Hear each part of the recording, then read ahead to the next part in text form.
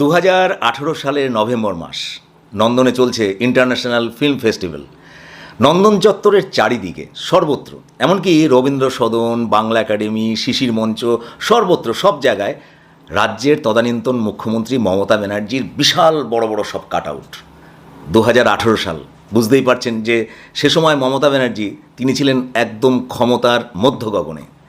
তার সেবার ফিল্ম ফেস্টিভ্যালে উপস্থিত হলেন একজন বাঙালি চিত্র পরিচালক।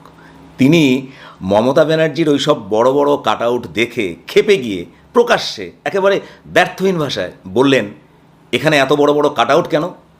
সিনেমার সাথে তো একজন রাজনীতিকের মুখের কোনো সম্পর্ক নেই।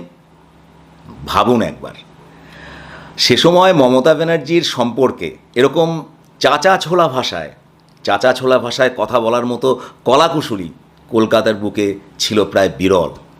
কিন্তু তিনি ছিলেন একদম আলাদা, সাদাকে সাদা, কালোকে কালো বলার মতো এক আপোষহীন ব্যক্তিত্ব। কোনোদিনই ক্ষমতার সামনে তাকে মাথা নোয়াতে দেখা যায়নি। প্রায়ই বলতেন, আমি কারো পরোয়া করি না, ওসব পুরস্কার দিয়ে আমাকে কখনো চুপ করানো যাবে না, আমি বলবই। এই মেজাজি অনমনীয় মানুষটি হলেন অনীক দত্ত, সদ্য প্রয়াত চিত্র পরিচালক অনীক দত্ত। বাংলা সিনেমার জগতে একেবারে ধূমকেতুর মতোই আবির্ভূত হয়েছিলেন অনীক দত্ত। 2012 সালে রিলিজ হলো তার প্রথম ছবি ভূতের ভবিষ্যৎ। গোড়া থেকে ছবিটির কোনো প্রচারই ছিল না, কিন্তু অল্প কয়েকদিনের মধ্যেই ছবিটি হয়ে উঠল ব্লকবাস্টার। ছবিটি দেখে সবাই চমকে উঠলেন। এত স্মার্ট সংলাপ, এত ঝরঝরে গল্প বলার স্টাইলে এমন তির্যক ভঙ্গি কই বাংলা সিনেমায় আগে তো এমন দেখা যায়নি কখনো।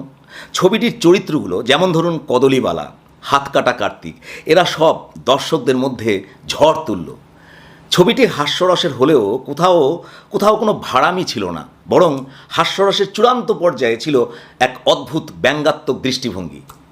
সে সময় অবিশ্বাস্য ব্যাপার ছিল এটাই যে একটা স্মল বাজেটের ছবি, 60 লক্ষ টাকা বাজেটের ছবি, মাত্র 100 দিনের মধ্যেই প্রায় 3.5 কোটি টাকার ব্যবসা করে ফেলল।